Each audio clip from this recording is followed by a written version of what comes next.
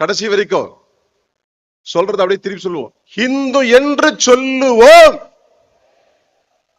இன்னும் சத்தமா, ஹிந்து என்று சொல்லுவோம். தலை நிமிர்ந்து செல்லுவோம்.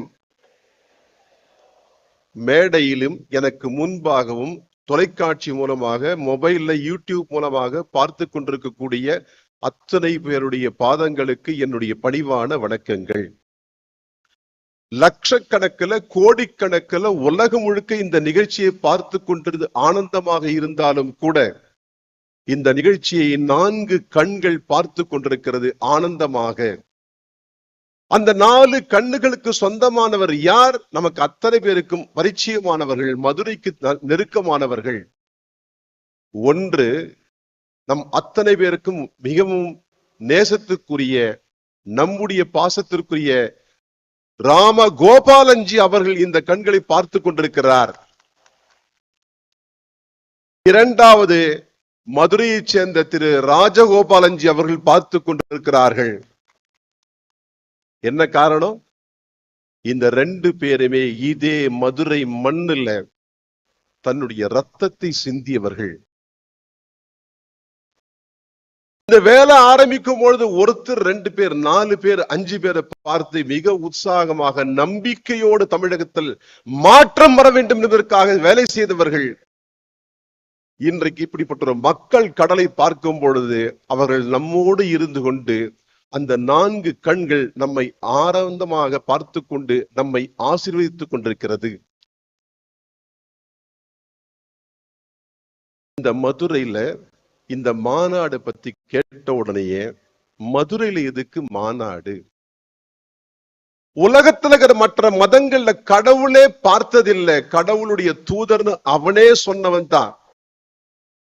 ஆனா இந்த மதுரை மண்ணு கடவுள் பிறந்தது மட்டுமல்ல, கடவுள் பிறந்த மண் இந்த கடவுள் விளையாடிய மண் இந்த மண், கடவுளுக்கு திருமணம் நடந்த ஊர் இந்த மண், கடவுளை ஆட்சி செய்து மீனாட்சி இருக்கிற மண் இந்த மண்ணு.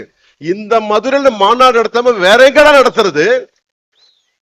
ஆகவே தான் மதுரையில மாநாடு. அடுத்த கேள்வி கேட்டாங்க, இது சங்கிகள் மாநாடு, சங்கி மாநாடு, சொங்கி மாநாடா? இது சங்கி மாநாடு தான். எப்படி? தமிழுக்கு சங்கம் வைத்து தலைவனாக இருந்தவன் முருகப்பெருமான், முதல் சங்கி அவன்தான்.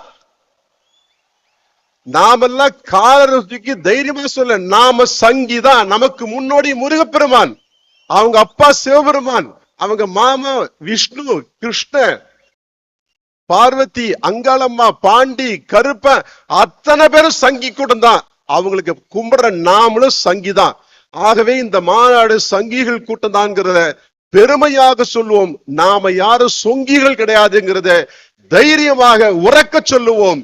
நாமெல்லாம் 200 ரூபாய்க்கு வேலை இருந்தவங்க இல்ல, நாமெல்லாம் சங்கிகள்ங்கிறத தைரியமாக உறக்க சொல்லுவோம்.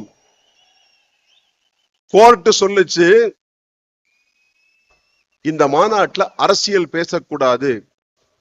அண்ணன் நயினார் நாகேந்திரன் நீங்க அடிச்சு விட்டாரு பாருங்க மதுரை சோமு குரல்ல. எல்லாருக்கும் ஆச்சரியம், நயினார் அரசியல் பேசலையேன்னு. நானும் அரசியல் பேச போறதில்ல. எத்தனையோ பேர் சிவனை நோக்கி சவம் இருந்தாங்க. 2 பேர் வித்தியாசமானவர்கள். ஒன்று அகத்தியர், இன்னொன்று அடுத்த சொல்றேன். யாருதான் கடவுளை சாமி கும்பிட்டாலும் இது 4 பேர் கோயிலுக்கு போறாங்க. கோவிலுக்கு போறவங்க பக்திமான் கிடையாது.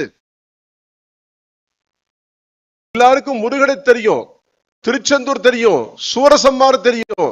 நான் கூட இந்த நிகழ்ச்சிக்காக வேலை செய்யும் பொழுது பல பேரை கேட்டேன், சூரசம்மார தெரியும், முருகன் ஏன் சூரனை கொண்டான்னு தெரியுமான்னு கேட்டேன். எல்லாம் என்ன வித்தியாசமா பார்த்தாங்க. ஏன் இந்த மாதிரி வித்தியாசமாவே கேள்வி கேட்குறீங்கன்னு. சிவனை நோக்கி 2 பேர், நிறைய பேர் பண்ணாங்க, நான் 2 பேர் சொல்றேன். ஒன்று அகத்தியர், இன்னொன்னு சூரபத்மன். 2 பேரும் சிவபெருமானுக்காக நோக்கி தவம் பண்ணாங்க, வரம் வாங்கினாங்க, விதவிதமான வரம் வாங்கினாங்க. ஆனால் அகத்தியன் கடவுள் சொல் பேச்சுக்கிட்டு தமிழ்நாட்டுக்கு வந்தான், தமிழை வளர்த்தான். அன்னைக்கு ஆரம்பிச்சவங்க இங்க இருக்கிற எல்லா பேனர்லயும் சில பேர் தான் போட்டிருக்கு, 60க்கும் மேற்பட்ட முருக பக்தர்களை உருவாக்கினான். தமிழை வளர்த்தவன் அகத்தியன். இவரெல்லாம் கிடையாது. கண்ட ஆள்லாம் நீங்க சொல்லிட்டு இருக்காங்க. இங்கே கன்றாங்கல்ல, நீங்க பார்க்கல. இவங்க தான் தமிழை வளர்த்தவர்கள். நேரம் இல்லாததால, இடம் இல்லாததால சில பேனர் போடல. முருகனை பார்த்தவர்கள் தமிழ்நாட்டில் வந்து 70க்கும் மேற்பட்டவர்கள் முருகனை பார்த்தவர்கள் இருக்காங்க. அகத்தியர் முதல் கிருபானந்த வாரியார் வரை இந்த மண் தமிழகத்துல பாத்தீங்க சொன்னா முருகனை பார்த்தவர்கள் இருக்காங்க. உலகத்துல மற்ற மதங்கள கடவுளை பார்த்தவர்கள் யாரும் இல்லை. இது அகத்தியர். இன்னொருத்தனும் வந்தான், சிவனை நோக்கி தவம் பண்ணான். நான் தெளிவா சொல்றேன், அரசியல் பேசல, ஆன்மீகம் தான் பேசுறேன். சூரபத்மன் அவனும் சிவனை கும்பிட்டான், வரம் வாங்கினான். ஆனா அவனுக்கு ஆசை வந்தது. வரம் வந்த உடனே, ஆட்சி வந்த உடனே ஆட்சி பண்ணான். மனைவி, இணைவி, துணைவி எல்லாம் சேர்த்தான். நான் அரசியல் பேசல, எல்லாருக்கும் சேர்ந்து பல குழந்தை. நான் அரசியல் பேசல. ஊர்ல இருக்கிற சொத்து எல்லாம் அள்ளி வழங்கினான், அரசியல் பேசல. மக்களை கொடுமைப்படுத்தினா, ஆனா அரசியல் பேசல. கோர்ட் சொல்லுது.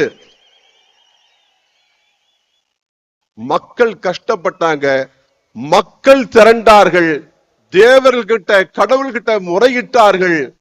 முருகப்பெருமான் வந்தார், தர்மம் வென்றது. இந்த மாநாட்டு நோக்கம் மக்கள் சக்தி திரண்டால் இந்த நாட்டுக்கு தீர்வு.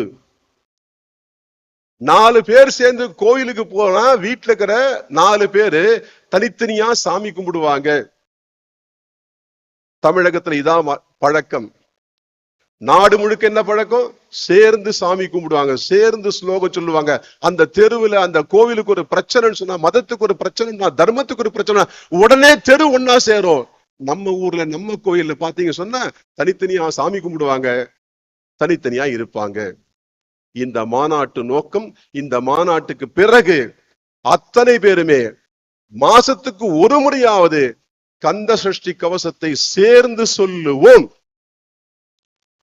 ஒரு பேச்சு இல்ல. அதுக்காக இந்த நிகழ்ச்சியுடைய நிறைவாக மனிதரின் சிறப்புரை இல்ல, சிறப்புரை யாரு இன்னைக்கு? சஷ்டி கவசம். என்ன மழை வந்தாலும் கவலைப்படாதீங்க, நாமெல்லாம் சேர்ந்து இன்னைக்கு மழையில முருகனை நோக்கி சஷ்டி கவசம் சொல்ல போறோம். காரணம், மக்கள் சக்தியாக மாற வேண்டும். தமிழகத்தில் பக்தி இருக்கிறது, சக்தி வேண்டும். அதுக்காக சஷ்டி கவசம் சேர்ந்து சொல்ல போறோம். இந்த மாநாட்டுக்கு 2 பேர் ஏன் கூப்பிட்டீங்க? முருகன் மாநாட்டுக்கு பவன் கல்யாண்ஜி எதுக்கு கூப்பிடுறீங்க? முருகன் மாநாட்டுக்கு ஏன் வந்து நீங்க வந்து யோகி ஆதித்யநாத் கூப்பிடுறீங்க? காரணம் இருக்கு. பாரத நாட்டுல 2 பேர் தான் வித்தியாசமாக நமக்கு எங்களுக்கு கண்ணில் பட்டாங்க. ஒன்று பவன் கல்யாண்ஜி. ஒட்டுமொத்த மேடையில எவனாவது இந்த பூமியில இந்த மண்ணுல ராமரை பத்தி, பெருமாளை பத்தி, கடவுளை பத்தி பேசுனா அப்படின்னு சொல்லிட்டு மேடையிலேயே அவர் செருப்பெடுத்து காமிச்சு, நான் பேச மாட்டேன் இது பேசும் சொன்னவர் பவன் கல்யாண். தர்மத்துக்கு விரோதமாக யாராவது பேசினா பவன் கல்யாண் உதாரணம் நமக்கு. அடுத்து ஒருத்தர் வர முடியாது, தவிர்க்க முடியாத காரணத்தினால சொன்னார். நமக்கு எல்லாம் தெரியும் யோகிஜி. அவர் எப்படி? இவராவது கை காமிச்சார்.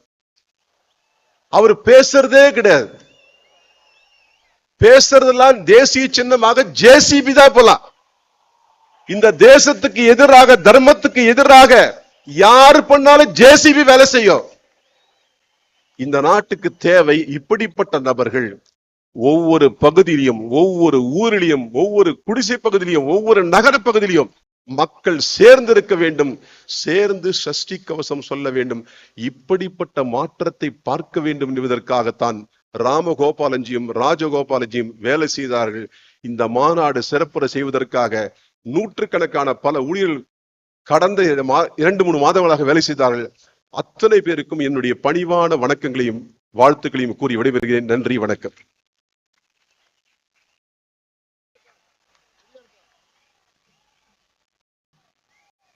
ஏவி ரெடியா? ஏவி ரெடியா? கை காமிங்க. ஓகேவா? ரைட். ஜி அரசியல் பேசவே இல்லை கடைசி வரைக்கும். அதெல்லாம் ஞாபகம் வச்சுங்க, அரசியல் பேசவே இல்லை. ஏதாவது பக்தன்ஜி இப்படி சொன்னாருன்னு போய் வெளியில் சொல்லிடாதீங்க. அடுத்தபடியாக ஒரு ஏவி காட்சி இருக்கிறது. கடந்த 45-50 ஆண்டுகளாக தமிழகத்திலே ஏற்பட்டிருக்கக்கூடிய மறுமலர்ச்சியை பற்றி நம்மிடையே வருகிறது. அதை போடலாம்.